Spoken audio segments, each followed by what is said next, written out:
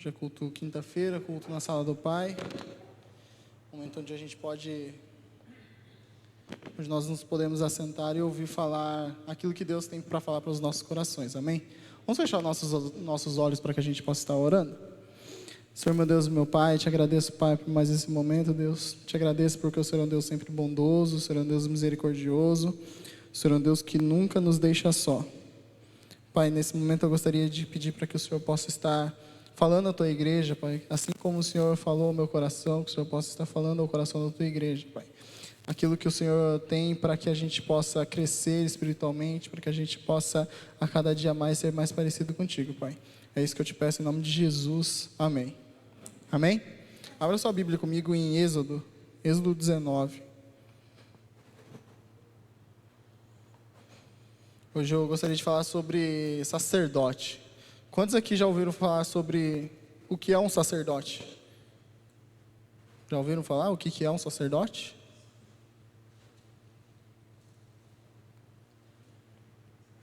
Os homens têm, junto com o irmão Sérgio e o Rogério, eles têm trabalhado sobre isso, né? Sobre ser sacerdote ou não. Eu gostaria de falar um pouco sobre isso, porque o sacerdote não é só o homem da casa, mas eu gostaria de falar que o sacerdote somos todos nós. Então, primeiro de tudo, Êxodo 19, versículo 5.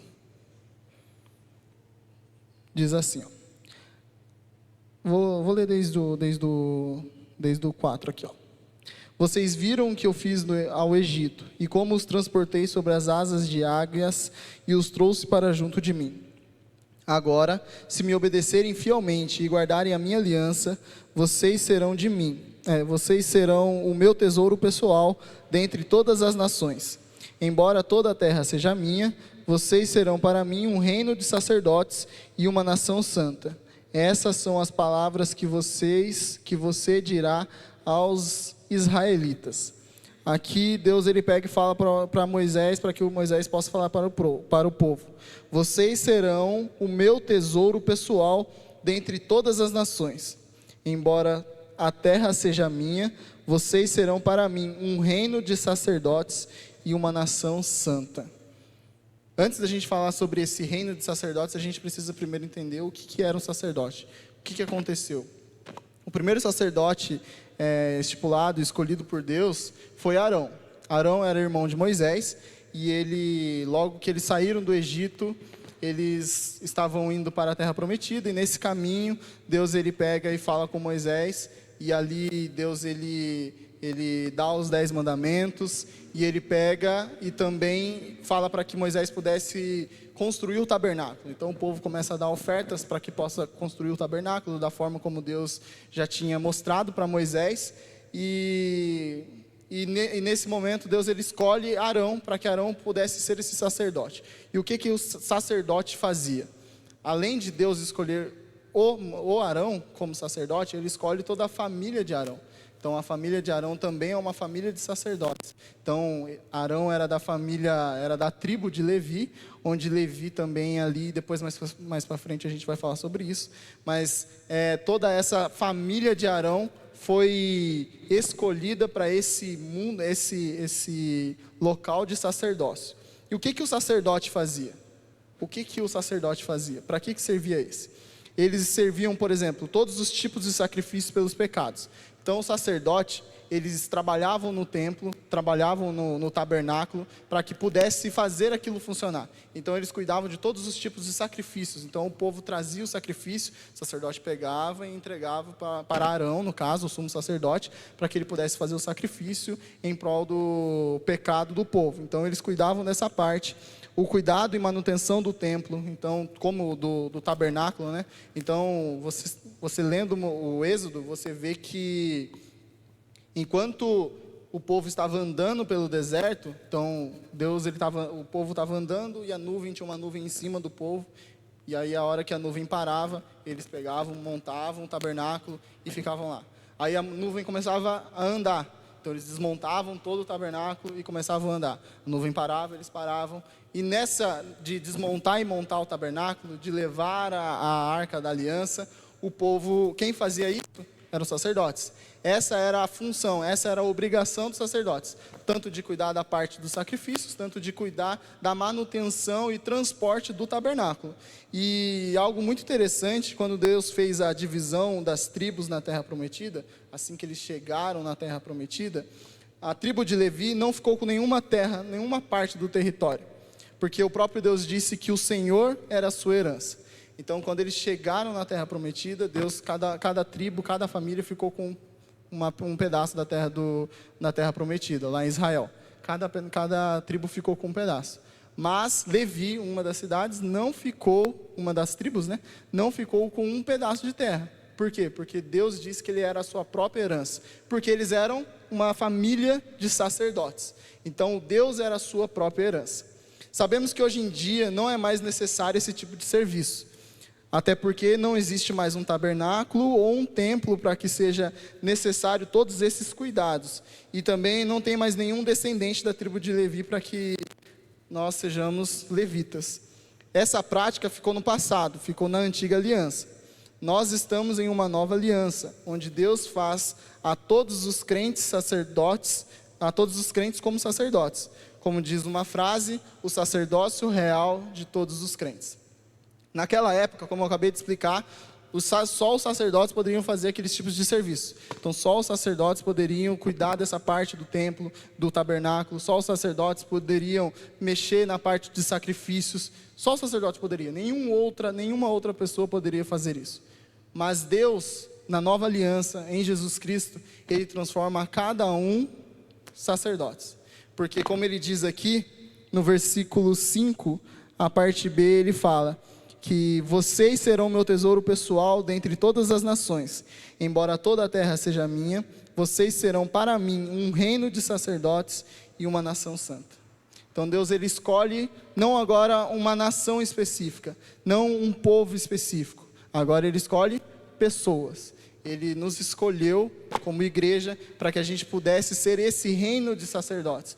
Não como o povo brasileiro, americano, o britânico, o espanhol, não. Como pessoas que são reconhecidas como o corpo de Cristo e nós somos esses sacerdotes. Amém?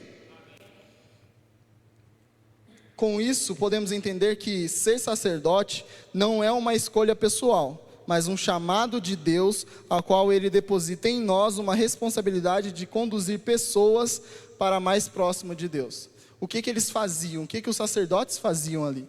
Quando, naquela época, o que eles cuidavam dessa parte do sacrifício, e ele também cuidava desse mantimento do tabernáculo. Por que fazia isso? Por que acontecia isso? Para que o povo pudesse estar mais perto de Deus. Então, quando o sacrifício era feito e Deus ele perdoava os pecados do povo, o povo ficava cada vez mais perto de Deus. O sacerdote servia para isso, era um elo entre Deus e o homem. E nós somos a mesma coisa. Nós somos esse elo entre as pessoas que estão no mundo para as pessoas, para Deus, para Jesus. Então nós fazemos isso daí.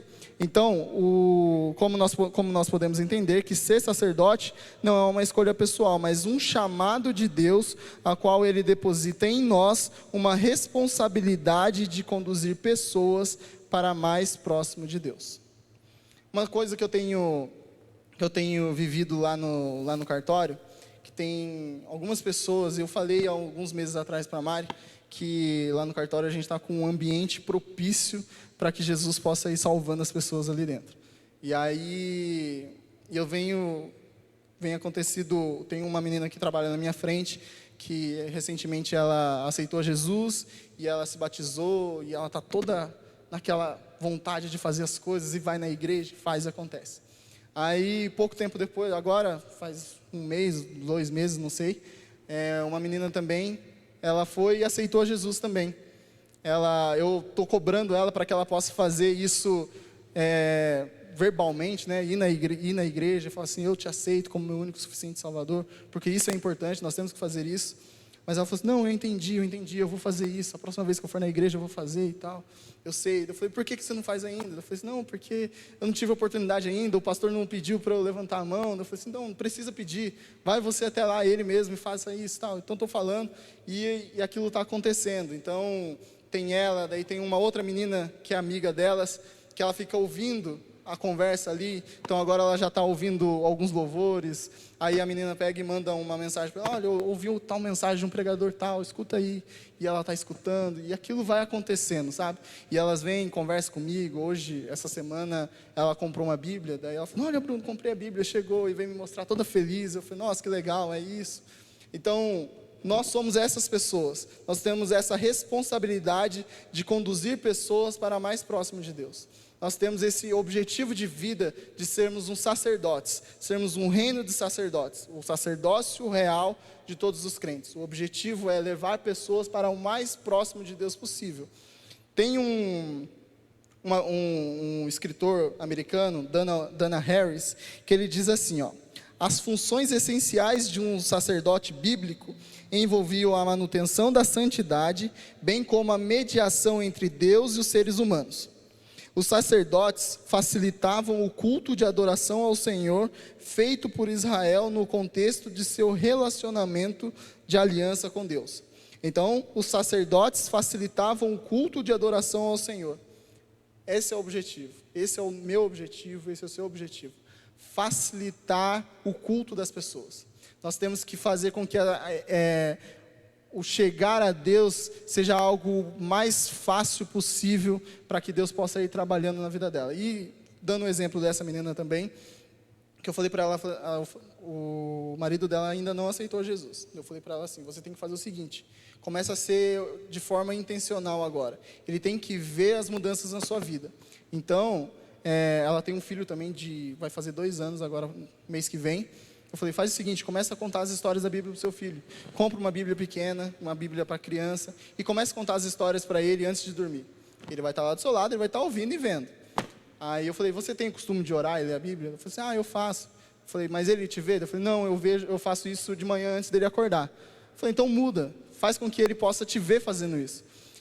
Que ele ache que você não está, que você não está vendo o que ele está vendo, mas que você sabe que ele está vendo, que você está lá ajoelhado, orando, que você está lendo a Bíblia, para que isso vá trabalhando no coração dele. Um dia, quando você convidar ele para ir para a igreja, ele vai falar, tá bom, eu vou. Por quê? Ele já está vendo você fazendo isso todo dia, lendo a história para o seu filho, orando sozinho, lendo a sua Bíblia. Isso tudo vai trazendo ao coração dele vontade de fazer essas coisas e de ir à casa do Senhor. Então, os sacerdotes facilitavam o culto de adoração ao Senhor.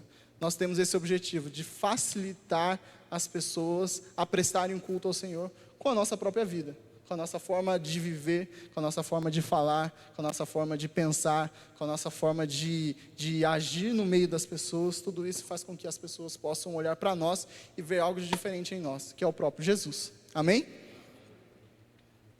E também, alguns meses atrás, eu estava ouvindo um podcast do Douglas Gonçalves, que ele disse assim, que o rapaz que ele estava entrevistando diz assim, que a maior prova de amor que um casal, uma pessoa pode fazer para o outro é dizer o seguinte, me comprometo a fazer o que eu posso para te ajudar a chegar nos céus. Então, eu me comprometo a fazer o que eu posso para te ajudar a chegar nos céus. Eu vou para o céu, eu me comprometo a fazer o que eu posso, o máximo que eu puder, para te levar para o céu. Isso é ser sacerdote. Isso é ser uma pessoa que entende o que deve ser feito. O pastor tem pregado, já faz 2 semanas que ele tem pregado sobre discipulado, sobre discípulo, e ser discípulo é exatamente isso. Você ser esse facilitador entre Deus e o homem, entre Deus e aquelas pessoas que já estão com o coração pronto para isso, sabe? Como comentei com a Mário, no cartório estava propício para essas coisas acontecerem, então que você possa ser somente um facilitador. Somente eu estou aqui, estou fazendo, e as pessoas vão vendo e vão acontecendo. Nós, como sacerdotes, devemos ser esse agente facilitador de culto e adoração ao Senhor dentro do nosso convívio diário. Então, por que nós devemos ser sacerdotes? Porque é um chamado de Deus para todos os crentes. Quando vivemos aquilo que Deus planejou, a nossa vida muda, a nossa casa muda, a forma de ver o mundo muda, tudo muda quando vivemos da maneira que Deus planejou e sonhou que vivêssemos. Nesse texto aqui, Êxodo 19, versículo 5, diz assim, ó: agora, se me obedecerem fielmente e guardarem a minha aliança, vocês serão o meu tesouro pessoal dentre todas as nações. Agora, se me obedecerem fielmente e guardarem a minha aliança. Para que a gente possa ser sacerdotes desse reino celestial, nós temos que obedecer fielmente e guardar a aliança que Deus fez. Se Israel, o objetivo de Deus, quando Deus ele escolhe Abraão, e de Abraão ele começa a fazer, Abraão vem Isaac, Jacó e Deus vai construindo aquele povo. Quando Deus ele tem esse objetivo, qual que era o objetivo de Deus de fazer de Israel? Fazer com que Israel pudesse ser um espelho, um modelo para todas as nações olharem para Israel e seguirem o exemplo de Israel. Então, Israel adora um único Deus, Israel faz isso, Israel faz aquilo. Então nós, todos os outros povos, vamos imitar o que Israel está fazendo. Esse era o grande objetivo. Israel era um modelo, por isso que Deus escolheu falou assim, eu vou escolher vocês. Então ele fala assim, embora toda a terra seja minha, vocês serão para mim um reino de sacerdotes e uma nação santa. Então, toda a terra é minha, então eu preciso que vocês sejam um modelo, um exemplo para todas as nações te seguirem. E quando nós vivemos esse objetivo, quando nós vivemos aquilo que Deus separou para que a gente pudesse viver, as coisas funcionam bem. Mas a gente sabe na história que não foi exatamente isso que aconteceu. Israel não foi um modelo a ser seguido. Na realidade, Israel queria seguir os modelos das outras pessoas. Então, os outros reinos têm um rei, os outros povos têm um rei, então nós queremos um rei também. Os outros povos adoram outros deuses, então eu quero adorar aqueles outros deuses também. Então, eles não serviam como modelo. E isso fez uma bagunça toda no que a gente está vivendo hoje. E aí Deus, ele pega e manda o seu Filho Jesus para que pudesse morrer, ressuscitar. E aí ele inaugura um novo momento, onde a igreja cresce, onde a igreja nasce, e aí a igreja é esse reino de sacerdotes agora. Agora, a igreja não é presa mais em um território específico, no Brasil, Israel, não é. A igreja é no mundo inteiro, onde o mundo inteiro, onde a igreja pode alcançar esse mundo todo, vivendo de acordo com os ensinamentos que Jesus deixou. Lembre-se que esse texto que estamos lendo não foi escrito no Novo Testamento, foi escrito no Velho Testamento. Essas palavras, que eles seriam um reino de sacerdotes, ou um reino sacerdotal, e uma nação santa, foi falado para Israel, e não para a igreja. Se Israel tivesse vivido da forma como que Deus os havia instruído, a história poderia ser diferente. Era para que Israel fosse uma nação de exemplo, como as outras nações deveriam viver. Mas não foi assim que aconteceu. Deus não escolheu um povo, e sim pessoas. Hoje, Deus não escolheu um povo, e sim pessoas, para serem sacerdotes dentro de um templo, não dentro de um templo, mas dentro de suas casas, no trabalho, na escola, no meio de seus familiares e até mesmo dentro da igreja. Deus não escolheu um povo, uma nação, mas escolheu pessoas, para que aonde essas pessoas estiverem, o reino de Deus possa estar junto, o reino de Deus possa se estabelecer naquele local. É para isso que Deus nos criou, é para isso que Deus fez nascer e criou a igreja, para que nós pudéssemos ser esse reino de sacerdotes ambulantes. Por onde você vai, você carrega a presença de Deus. Por onde você vai, você leva o reino de Deus. Por onde você vai, você leva a palavra de Deus. Amém? Sabe por que nós devemos ser sacerdotes? Sacerdotes, para anunciarmos as grandezas daquele que nos chamou. Abre comigo lá em 1 Pedro 2,9.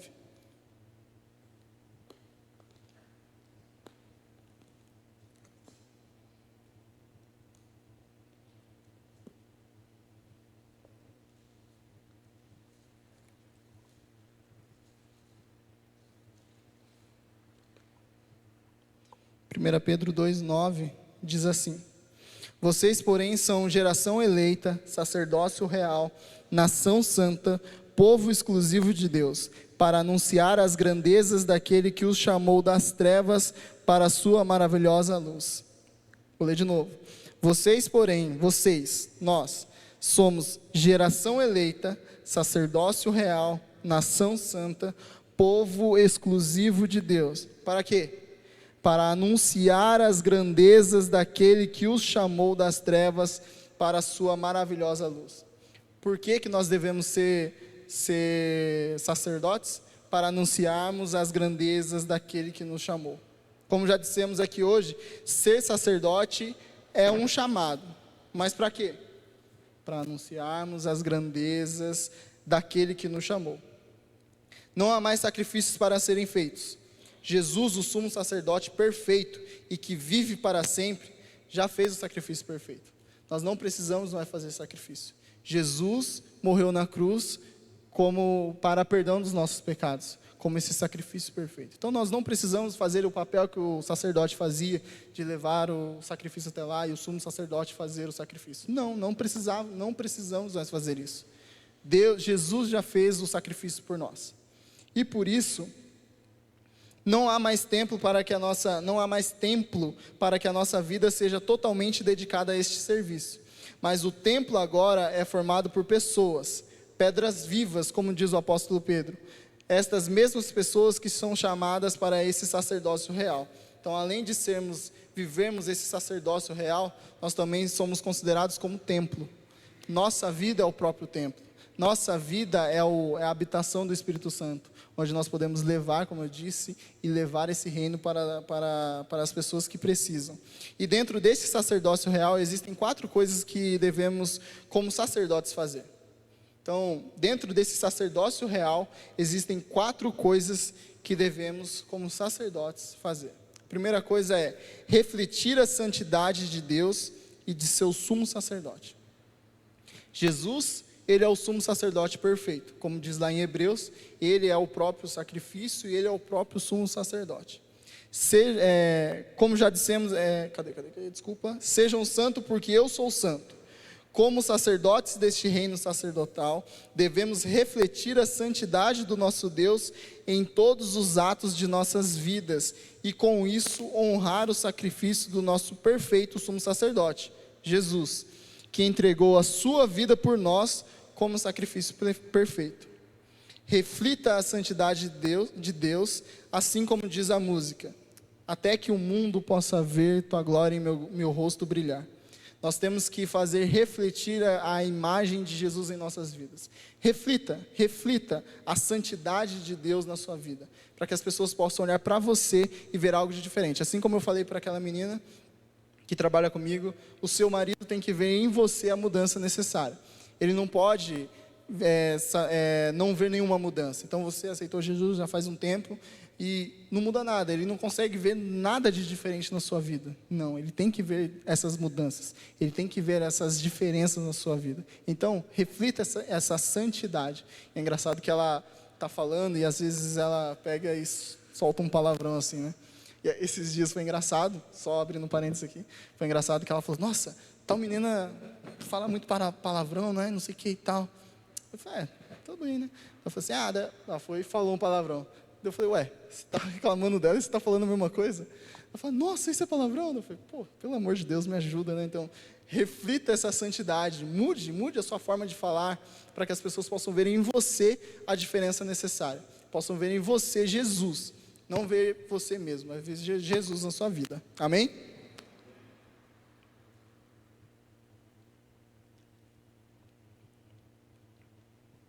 A segunda é oferecer sacrifícios espirituais. Aí você fala, Bruno, você não acabou de falar que não tem mais sacrifício, não precisa mais fazer sacrifício? Como assim? Eu não falo desse tipo de sacrifício, mas de sacrifícios espirituais. O apóstolo Paulo diz em sua carta aos Romanos que nós devemos nos apresentar como sacrifícios vivo, santo e agradável, porque esse é o nosso culto racional a Deus. Ofereça a sua vida, os seus bens, o seu tempo e todo o seu ser aos pés de Deus. Porque assim como o sacerdote da antiga aliança não tinha herança, porque a herança deles era o próprio Deus, nós também, como sacerdotes deste reino sacerdotal, devemos colocar tudo nas mãos de Deus. porque Ele é a nossa herança, Ele é a nossa esperança e Ele é o nosso tudo. Tudo o que temos é dele e é por isso que não temos nada. Tudo é dele, inclusive a minha vida. Então, ofereça sacrifícios espirituais. Nós, como sacerdote, nós não temos uma herança terrena, né? Nós não temos essa herança terrena. Por quê? A nossa própria herança é o nosso próprio Deus. Então, nós temos que entregar o nosso tudo para Ele. Deus, eu te entrego tudo. Toda a minha vida, tudo que eu tenho, tudo eu te entrego. Porque nada disso é meu. Tudo isso é seu. Quando Ele morreu na cruz para me salvar, a minha vida é dele. O apóstolo Paulo fala que agora não vivo mais eu, mas Cristo vive em mim. Então, essa vida que eu vivo não é minha. Essa vida que eu vivo é de Deus, é de Jesus. Então, eu te entrego tudo. Tudo que eu tenho, eu te entrego. Porque o Senhor é a minha herança. Então, se eu tenho o Senhor, eu tenho tudo, não preciso de nada. Oferecer sacrifícios espirituais, assim como um sacerdote fazia lá no Velho Testamento, lá em Israel, nós também devemos fazer. Oferecer sacrifícios, porque nada daquilo que nós temos é nosso. Tudo é de Deus. Amém? Terceiro, interceder pelas outras pessoas diante de Deus. Uma das funções do sacerdote é a intercessão. O sacerdote na antiga aliança era aquele que fazia os sacrifícios pelo pecado do povo. Então ele fazia o sacrifício em prol do povo para que Deus pudesse perdoar. Então era um meio de intercessão. Ele fazia esse ligamento entre o homem e Deus, para que Deus pudesse perdoar. Nós, como sacerdotes deste reino sacerdotal, devemos interceder diante de Deus pelas pessoas. Ore pela sua família, ore pelos seus colegas de trabalho, ore pela sua igreja, pelas pessoas que estão doentes, pelos seus governantes, ore pelo mundo e por tantas e tantas pessoas que neste exato momento estão chorando e não sabem mais o que fazer. Ore, seja um intercessor e exerça o seu papel de sacerdote. Ore. Sacerdote tem que orar. Sacerdote tem que conhecer a Deus. Sacerdote tem que estar perto de Deus. Sacerdote tem que andar com Deus. Sacerdote tem que conhecer e saber a quem ele serve. Então nós devemos fazer esse papel de orar, de estar intercedendo pelas pessoas, para que essas pessoas possam ser alcançadas pelo amor de Deus. E assim essas pessoas vão se tornar sacerdotes também. E elas vão fazer a mesma coisa, vão interceder pelo outro. E isso vira um ciclo, que cada um vai orando, e assim o reino vai se espalhando. E por último, representar Deus diante das outras pessoas. Como sacerdote deste reino sacerdotal, nós temos uma missão. Somos representantes de Deus aqui na terra. Sabe o que significa a palavra cristão? Pequenos cristos. Por que os apóstolos e os novos convertidos estavam sendo chamados de pequenos cristos? Porque ao olharem para eles, quando as pessoas olhavam para eles, eles viam Jesus. Eles conseguiam ver Jesus nas atitudes deles. Eles conseguiam ver Jesus na forma de falar, na forma de agir. Tudo isso eles conseguiam ver Jesus. Então eles falam assim, aqueles ali são tudo cristãos, são tudo pequenos cristos. Foi assim que nós começamos a ser chamados de cristãos. Porque eram o quê? Imitadores, são pequenos cristos, aqueles que fazem aquilo que Jesus fazia. Eles representavam Cristo em toda e qualquer situação. A função da igreja é para que seja uma representação do governo de Deus aqui na terra. Sabe a oração do Pai Nosso, assim na terra como nos céus? Aquilo que Deus havia planejado para que Israel desempenhasse aqui na terra, Deus agora nos chamou para fazermos esse trabalho de sermos seus representantes para os povos de todas as nações. Deus agora não espera mais de Israel, não de um povo específico para poder fazer isso. Ele espera de mim e de você. Ele espera da igreja. Ele espera do corpo de Cristo. Tem um texto em Efésios que diz que nós temos que nós vamos ensinando a palavra de Deus até que todo o povo chegue à plena maturidade cristã. Abre aí comigo em Efésios capítulo 4, só para que eu possa falar aqui o texto certo. Efésios capítulo 4.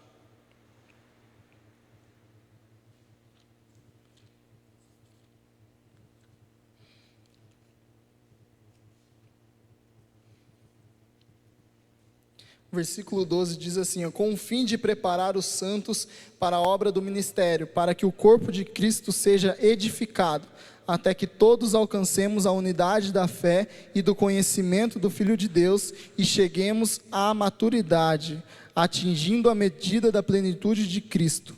O propósito é que não sejamos mais como crianças, levados de um lado para o outro pelas ondas, nem jogados para cá e para lá por todo o vento de doutrina e pela astúcia e esperteza de homens que induzem ao erro. Antes, seguindo a verdade em amor, cresçamos em tudo naquele que é a cabeça, Cristo.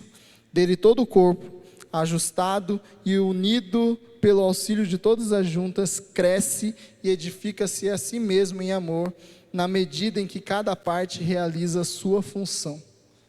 Exatamente isso. Quando nós entendemos que nós somos esses representantes de Deus aqui na terra, nós entendemos que tudo que nós fazemos é ligado ao corpo. Então, dele todo o corpo, ajustado e unido pelo auxílio de todas as juntas, cresce e edifica-se a si mesmo em amor. Quando nós representamos Deus na terra, o nosso corpo cresce. Nós somos unidos através do sacrifício de Jesus na cruz, e nós como igreja crescemos cada vez mais, porque nós somos esses representantes de Deus aqui na terra. Nós somos o sacerdócio real, nós somos a nação santa, o povo exclusivo de Deus, para manifestar, para mostrar, para revelar Jesus ao mundo. Esse é o nosso objetivo aqui na terra. Sabe, eu poderia falar muitas e muitas coisas do porquê sermos sacerdotes, mas a grande verdade é que Cristo nos chamou, e se Ele me chamou, a única resposta que eu posso dar para Ele é: sim, Senhor, eu largo tudo para te seguir e cumprir os teus propósitos, que são muito maiores do que eu posso imaginar. Então, o apóstolo Pedro, quando Jesus ele se encontra com ele pela primeira vez, Jesus está pregando lá na praia, e aí ele pega e fala assim: larga tudo e me segue. Pedro instantaneamente largou tudo e o seguiu. Deixou tudo para trás, deixou o barco, deixou a rede, deixou tudo e o seguiu. Nós devemos fazer a mesma coisa.